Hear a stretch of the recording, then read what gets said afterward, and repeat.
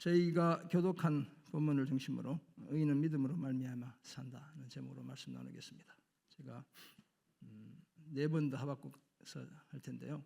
이제 5월 10일은 그래도 5월달 가정의 달인데 제가 가정의 달 설교할 자신이 늘 없어가지고 망설였는데 그래도 한 번 해야 되겠다 싶어서 가정의 달 설교하고 그다음에 하박국 끝나면 요한복음 설교 이어가도록 그렇게 하겠습니다.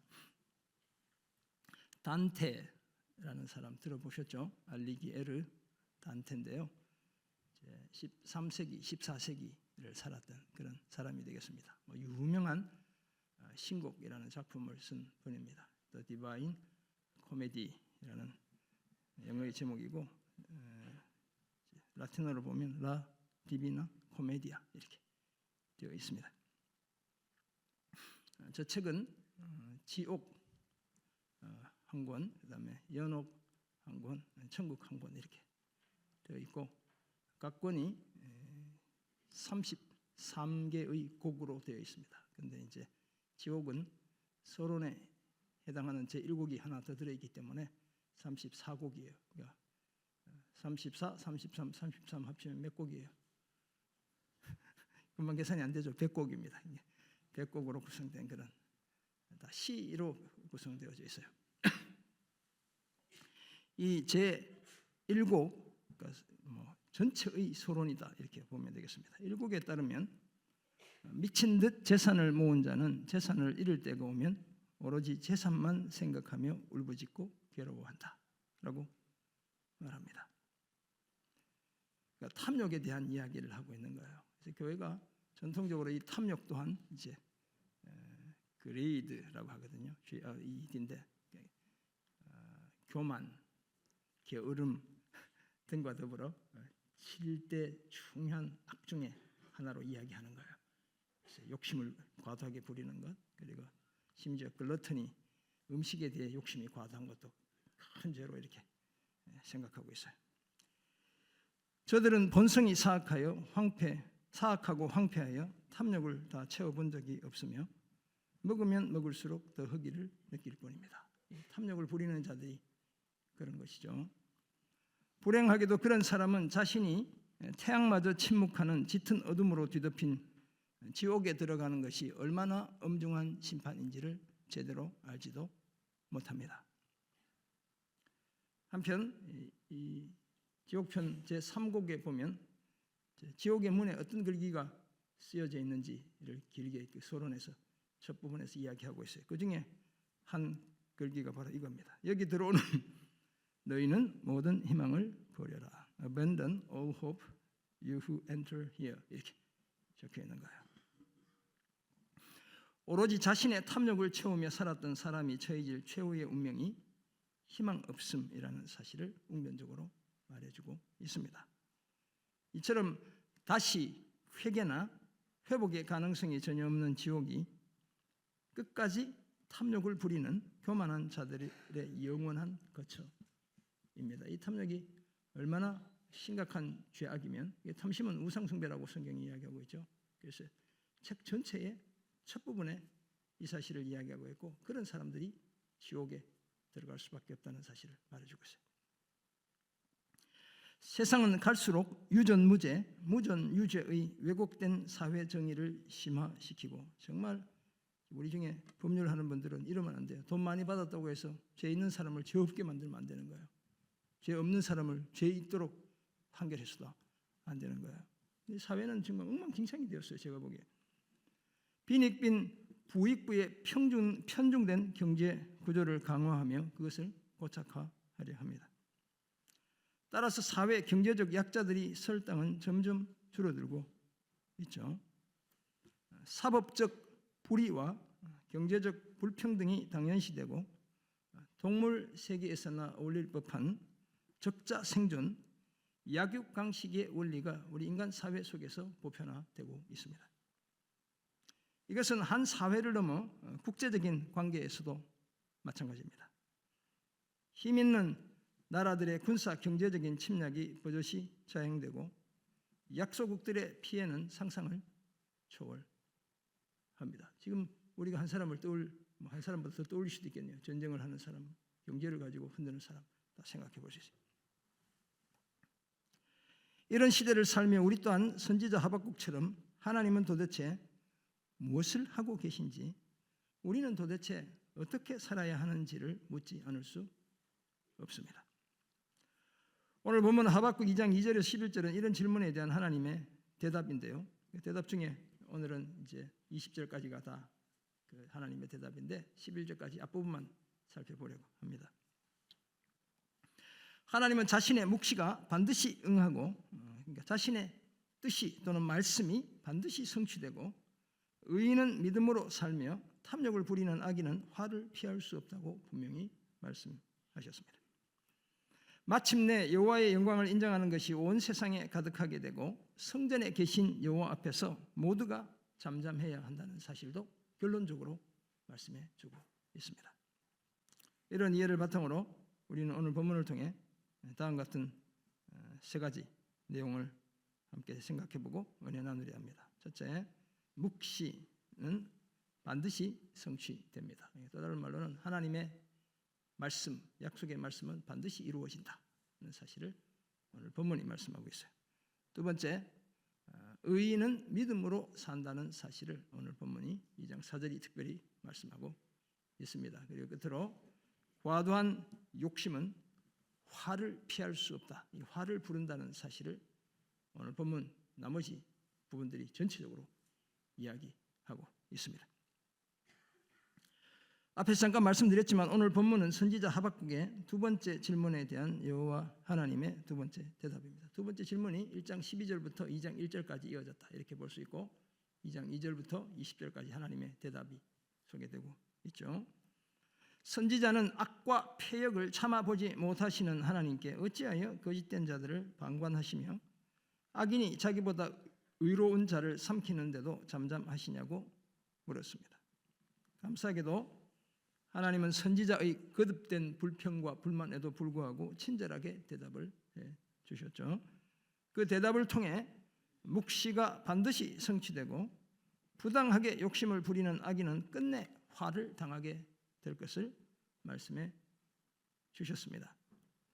반면에 의인은 그의 믿음으로 말미암아 살고 물이 바다를 덮음같이 여호와의 영광을 인정하는 것이 온 세상에 가득하게 될 것도 말씀해 주셨죠.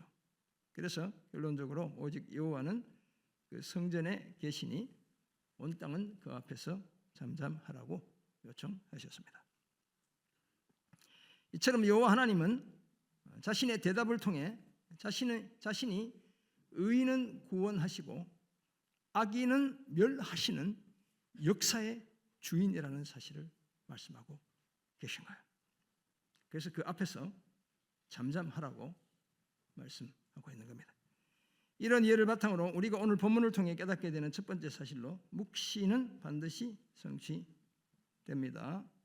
선지자는 파수하는 곳과 2장 1절 보면 성루에 서서 여호와께서 무엇이라 말씀하실는지 기다리고 바라보았고 여호와께서 어떻게 대답하실는지 내심 기대하기도 했습니다. 드디어 여호와께서 선지자에게 대답하여 이르시기를, 대답하다 이르다 이렇게 비슷한 말이 두 번 반복되잖아요. 이게 이제 히브리 사람들이 쓰는 표현 방식이에요. 하나님이 아마 확실히 말했다 이런 뜻을 강조하고 싶은가 봐요. 대답하여 이르시기를 너는 이 묵시를 기록하여 판에 명백히 새기되 달려가면서도 읽을 수 있게 하라고 하셨습니다. 독특한 명령이죠. 여기서 이제 묵시는 이제 카존인데 환상을, 문자 그대로 하면 환상을 가리키고 좀 의미를 붙이면 환상을 통해 하나님이 보여주신 뜻 또는 계시를 말씀하는 겁니다. 환상을 통해 주시는 하나님의 메시지를 뜻한다, 이렇게 볼 수 있겠습니다. 선지자에게 묵시를 주시는 이유는 뭘까요? 백성들에게 그 하나님의 계시, 메시지를 전하라고 주신 것이죠. 따라서 묵시를 누구나 알아볼 수 있도록 또박또박 판에 새기되 달려가면서도 읽을 수 있게 하라고 하셨습니다. 그렇다면 아마 정자체로 크게 서서, 이 판은 사실 이제 무쇠가 받은 그 돌판을 가리키는데 이제 돌판을 의미하는 건지 또 다른 걸 의미하는 건지 정확하진 않아요. 정확하게 큰 글자로 써서 달려가면서도 그 내용이 무엇인지를 볼 수 있게 하라 이렇게 말씀하신 거예요.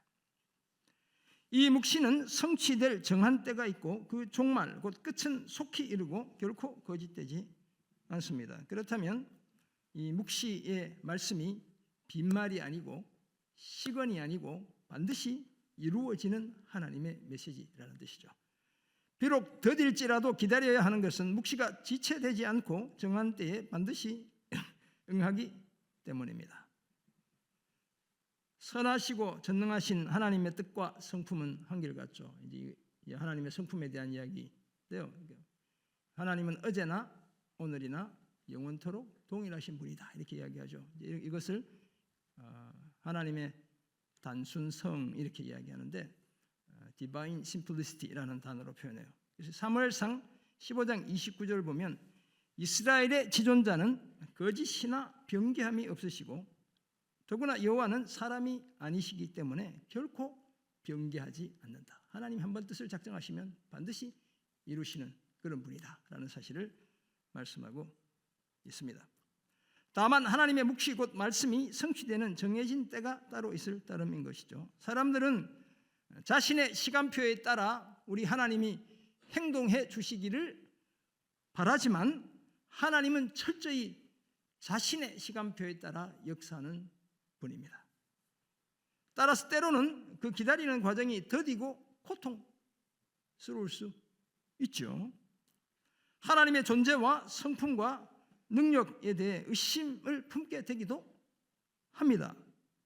그러나 믿음을 가지고 기다리면 묵시는 반드시 성취된다고 오늘 본문이 말씀합니다. 우리 하나님은 결코 좌절하거나 실패하거나 포기하지 않으시고 반드시 자신의 약속을 지키시고 그 뜻을 이루시는 분입니다. 하나님은 사람이 아니시기에 거짓말을 하지 않으시죠. 인생이 아니시기 때문에 후회가 전혀 없습니다. 그 말씀하신 바 반드시 실행하시는 분인 줄 믿습니다. 이런 하나님의 성품 때문에 하나님의 묵시, 하나님이 환상을 통해 보여주신 그 메시지는 반드시 성취되는 것입니다. 사랑하는 성도 여러분, 이처럼 하나님의 말씀은 반드시 성취됩니다. 물론 우리 생각에 그 실행이 지나치게 더딘 것처럼 느껴지기도 하죠. 그래서 시인 다윗도 시편 13편에서 자신의 그런 마음을 이렇게 표현했어요. 모든 일이 그저 자신의 죽음으로 끝이 날까 노심초사하는 다윗의 마음이 시편 앞부분에 13편 앞부분에 등장하고 있습니다. 1절 보면 여호와여 어느 때까지니까 나를 영원히 잊으시나이까 주의 얼굴을 나에게서 어느 때까지 숨기시겠나이까 라며 하소연합니다. 자신이 마치 하나님의 기억 속에서 지워진 존재인 것처럼 생각되는 상황이에요. 계속 이어지죠. 2절 보면 나의 영혼이 번민하고 종일토록 마음에 근심하기를 어느 때까지 하오며 내 원수가 나를 치며 자랑하기를 어느 때까지 하리이까 라고도 했습니다. 견딜 수 없는 삶의 이 자리 도대체 왜 그냥 내버려 두시고 계신 것입니까? 이렇게 말하는 거예요. 뿐만 아니라 여호와 내 하나님이여 나를 생각하사 응답하시고 나의 눈을 밝히소서. 두렵건대 내가 사망의 잠을 잘까 하오며 주님 이대로 이렇게 지나다 보면 내가 그냥 죽고 말 것 같습니다. 이렇게 말하고 있어요. 원수가 자신을 완전히 이겼다고 승리를 선언할까 두려워했습니다. 자신이 흔들릴 때 적들이 기뻐할까 염려했죠. 또 다른 시편 다윗의 시편인 22편 1절에서는 이렇게 외치죠. 내 하나님이여 내 하나님이여 어찌 나를 버리셨나이까. 우리 주님이 십자가상에서 인용하신 구절을 사실 다윗이 먼저 사용한 거예요. 엘리 엘리 라마 아자브타니. 우리 주님은 엘리 엘리 라마 사박타니 아람어로 인용하셨고 다윗은 이제 히브리어로 말한 거예요. 어찌 나를 멀리하여 돕지 아니하시오며 내 신음소리를 듣지 아니하시나이까라고 외치기도 했죠. 다윗이 처한 삶의 형편이 그만큼 절박하고 위중했기 때문이었습니다. 하지만 다윗은 금방 자신의 마음을 다잡는 사람이었죠. 그래서 하나님의 마음에 쏙 드는 사람이 다윗이라고 성경이 말하는 거예요. 나는 오직 주의 사랑을 의지하여 사오니 13편 5절을 보면 나의 마음은 주의 구원을 기뻐하리다 라고 고백했습니다. 그리고는 내가 여호와를 찬송하리니 이는 주께서 내게 은덕을 베푸심이로다 라며 자신의 노래를 마무리했습니다. 사실 지금 당장 삶은 아무것도 달라지지 않았어요. 그러나 하나님이 자신의 뜻을 반드시 이루실 줄 알았기 때문에 이런 고백을 한 것이죠. 여호와의 신실하심과 그 성실하심을 알았고 믿었기 때문에 이런 고백이 가능했습니다. 의인은 믿음으로 살게 하시고 악인에게는 화가 임하게 하시는 하나님의 묵시가 반드시 성취될 것을 알았기 때문이죠. 마찬가지로 오늘 악한 현실로 인해 신음하며 사는 우리도 세상 끝날까지 항상 함께 하시겠다는 예수님의 약속을 신뢰하며 살아야 될 줄 믿습니다. 아울러 내가 너희를 고아와 같이 버려두지 아니하고 너희에게 오리라는 주님의 이 재림의 약속도 반드시 성취될 것을 확신하며 살아야 될 줄 믿습니다. 묵시는 반드시 성취된다는 확신을 가지고 악한 현실 속에서도 승리의 확신과 예수 재림의 소망 가운데 살아가는 그런 우리가 되기를 주의 이름으로 축원합니다. 아멘. 네, 기침을 작게 하기 위해서 물을 한번 먹어야 되겠어요. 네. 물 먹는 게 싫어하는데 이렇게 물 먹으니까 설교가 집중력이 방해되잖아요. 그러니까 제가 안 먹는 거예요. 근데 지금 기침이 나올까 봐. 네, 오늘 본문에서 발견한 두 번째 사실로 의인은 믿음으로 말미암아 삽니다. 하박국 2장에 총 5번의 화가 선포되고 있거든요. 6절, 9절, 12절, 15절, 19절 이렇게 보면 이제 성경을 안 갖고 다니는 분도 들어 계시죠? 이렇게 펴보면 화로다라는 말이 계속 등장하고 있어요. 반복적으로. 근데 이 그 5번의 화가 선포되는 중에 3번의 긍정적인 메시지가 들어있어요. 그래서 그게 이제 4절, 14절, 20절 내용이에요. 다 하나님의 백성들에게 위로와 힘이 되는 말씀들이죠. 그 메시지에 따르면 먼저 악인들은 마음이 교만하고 그 속이 정직하지 못하지만 의인은 그의 믿음으로 말미암아 산다고 4절에서 말씀합니다. 14절 보면 불의한 자들이 판을 치는 세상 같지만 물이 바다를 덮음같이 여호와의 영광을 인정하는 것이 세상에 가득하게 된다고 말씀해 주셨어요. 그래서 하나님이 계속해서 하박국 선지자에게 의심하고 걱정하고 질문하는 이 선지자에게 걱정하지 마라. 내가 역사를 주관하고 있다. 이렇게 얘기하시는 거예요. 사실. 끝으로 오직 여호와는 그 성전에 계시고 온 땅이 그 앞에서 잠잠해야 한다고 말씀하고 계세요. 첫 번째 긍정적 메시지인 2장 4절을 우리가 같이 한번 봉독해 보겠습니다. 시작. 보라, 그의 마음은 교만하며 그 속에서 정직하지 못하나 의인은 그의 믿음으로 말미암아 살리라. 아멘. 이 구절은 신약 성경에도 여러 번 인용된 구절이에요. 그래서 제가 뒤에서 자세하게 소개해 드릴 겁니다. 심판의 도구로 쓰임 받았지만 이제는 화의 대상인 바벨론을 두고 그 마음이 교만하다. 그리고 그 속이 정직하지 못하다. 이렇게 말씀하고 있죠. 마음이 교만하다 이 말에 마음이 팽창했다는 거예요. 터질 만큼 이렇게. 그러니까 우리 이제 시골에서 좀 이렇게 거친 말인데, 지가 간띠가 붓거나 뭐 이런 얘기 이제 여러분들은 다 이렇게 좋은 집안 출신이어서 그런 얘기 안 쓰시지만 이제 저는 그런 얘기 들으면서 얘가 간띠가 붓거나 이제 이런 겁모르고 지잘난 맛에 그런 걸 얘기하는 거예요. 그러니까 얼마나 마음이 교만했으면 이게 마음이 터질 만큼 부풀어 오르는 상태를 이야기하고 있어요. 그런 다음 의인은 그의 믿음으로 말미암아 살리라고 하셨죠. 그러니까 악인의 모습과 의인의 삶을 대조하고 있는 거예요. 여기서 믿음이라는 말, 이제 제가 자주 말씀드린 우리 아멘이라는 단어가 사용되고 있어요. 이제 에문나라는 단어가 사용되고 있는데 이것은 믿습니다 할 때 이 믿음도 뭐 그 의미도 포함되고 있지만 그러나 기본적으로는 성실함, 신실함, 충성스러움, 한결같음을 가리키는 거예요. 주님의 길을 따라 충성스럽게 걸어가는 그 삶의 모습이 믿음인 거예요.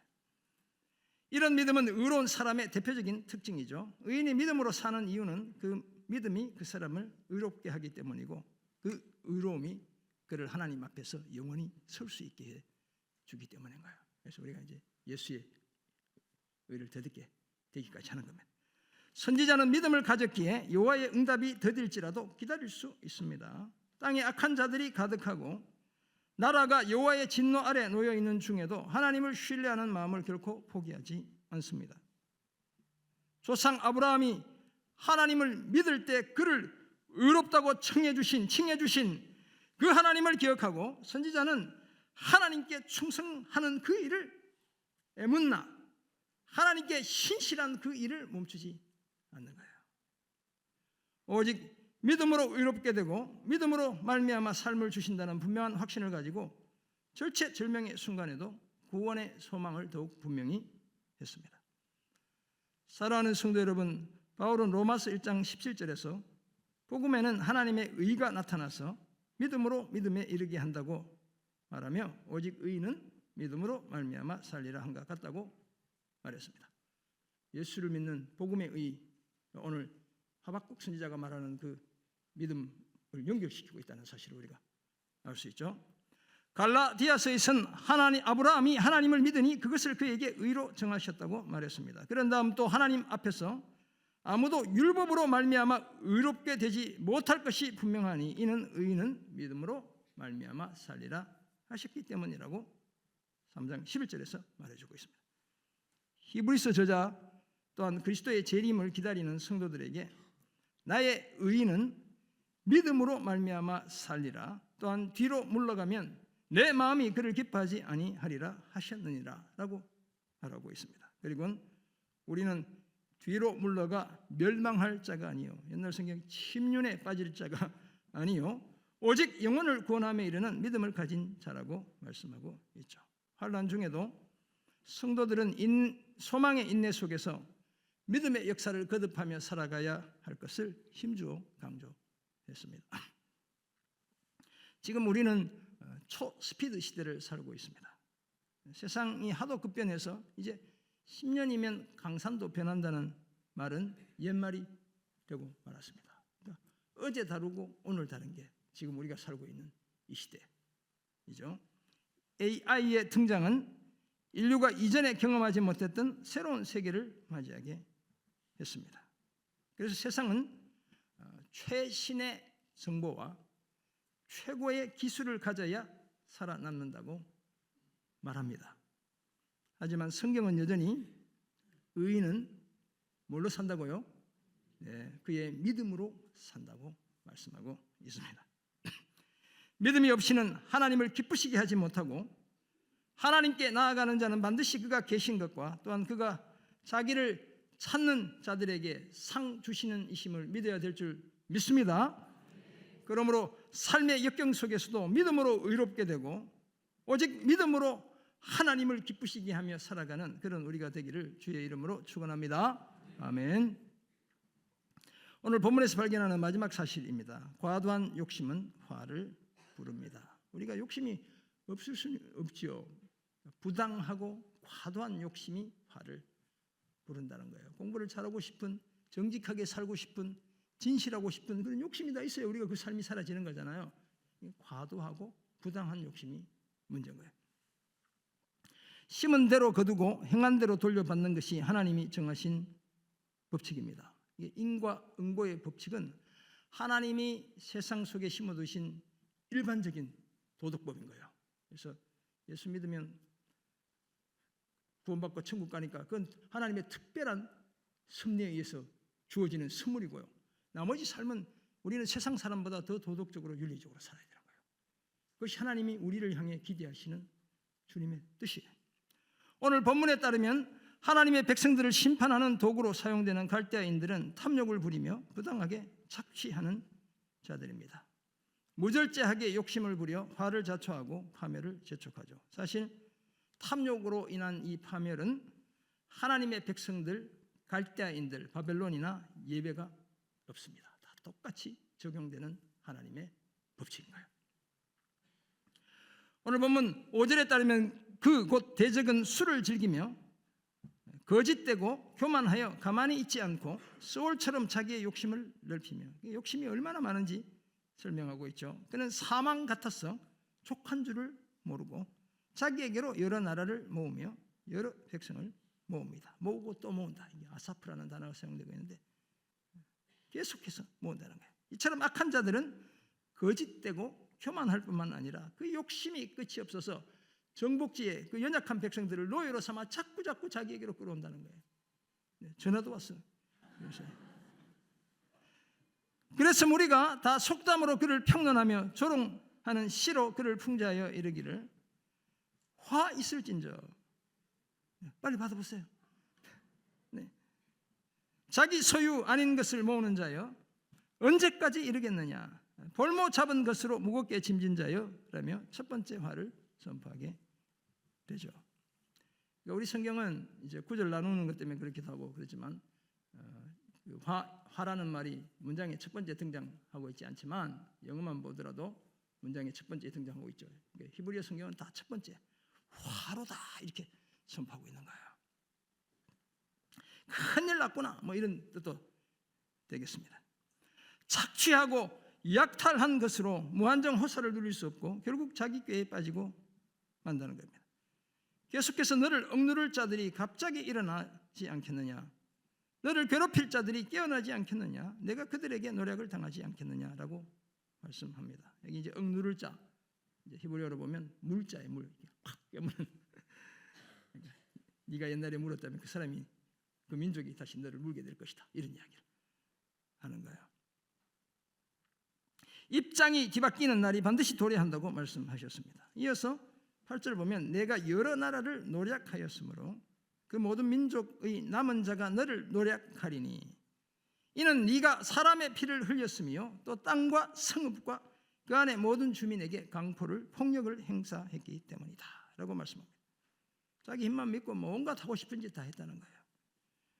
이런 바벨론이 이제는 오히려 노략을 당하게 되는데 그 이유가 저들이 힘없는 자들의 피를 과도하게 흘리며 폭력을 극악무도하게 행사했기 때문입니다. 9절에서 그런 저들에게 두 번째 화가 선포되고 있죠. 재앙을 피하기 위하여 높은 데 깃들이려 하며 자기 집을 위하여 부당한 이득을 취하는 자에게 화가 있다고 말씀합니다. 하나님의 심판이 시작되었다면 아무리 높은 데로 피해봐야 아무 소용이 없습니다. 새벽 날개치며 시인이 그렇게 고백하죠. 바다 끝에 가서 거기도 거기서도 주께서 나와 함께 하고 계신 거예요. 악인이 어디에 숨어도 하나님은 끝까지 찾아내고 맙니다. 제가 많은 민족을 멸한 것이 사필 규정이 되어 자신의 집에 욕을 부른대요. 이 수치를 가리키는 겁니다. shame을 이야기해요. 자신의 영혼에게 죄를 범하는 것이 되고 만다고 말씀합니다. 자신들의 집 담을 쌓을 때 사용한 돌이 부르짖는데요. 누가 이 구절 인용했다고 그랬어요? 예수님이 누가복음 19장 40절에서 저 무리들 호산나 다윗의 자손이여 제발 입 좀 닥치게 해주십시오 하자 주님이 저 사람들이 입 닫으면 돌이 부르짖는다 이 구절을 인용하신 거예요. 그러니까 의미는 다르지만 돌조차 말한다는 그 메시지를 주님이 갖고 오신 거예요. 돌이 부르짖고 그 집에 들보마저 그 부르짖음에 메아리처럼 응답한다는 거예요. 목재 들보는 나무잖아요. 레바논에서 착취해온 그 나무들이 소리 지른다는 거예요. 훔치고 약탈한 보석과 목재로 화려한 담을 쌓고 집을 지었기에 거기에 사용된 재료들마저 저들의 탐욕과 강포함을 고발한다고 말씀하셨습니다. 저들은 자신들이 하나님의 도구로 잠시 그렇게 사용되는 줄도 모르고 마구 욕심과 행패를 부리며 날뛰다가 결국 파멸을 재촉하게 되죠. 그래서 바벨론은 신바벨론 제국은 그래서 그냥 불꽃처럼 피어났다가 금방 사그러지고 말게 돼요. 과도하고 부당한 욕심이 부르는 화를 결코 피하지 못합니다. 사랑하는 성도 여러분, 성경은 욕심이 잉태한 즉 죄를 낳고 죄가 장성한 즉 뭘 낳는다고요? 사망을 낳는다고 말씀합니다. 거짓되고 교만한 자들이 끝까지 탐욕을 부린다면 하나님 앞에서 더 이상 설 자리가 없습니다. 절제되지 않은 과도한 욕심이 결국 자신을 삼키고 말죠. 권력이나 명예나 재물에 빠진 사람들의 끝이 다 그렇습니다. 우리가 지금 역사의 현장 속에 놓여 있어요. 그런 것들을 보고 있죠.